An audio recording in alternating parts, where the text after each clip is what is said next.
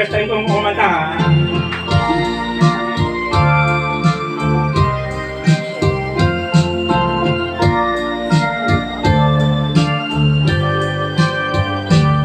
Ang nais ko sana inyong malaman, sa hilaga o sa timog o kanluran, at kahit saan pa man, ang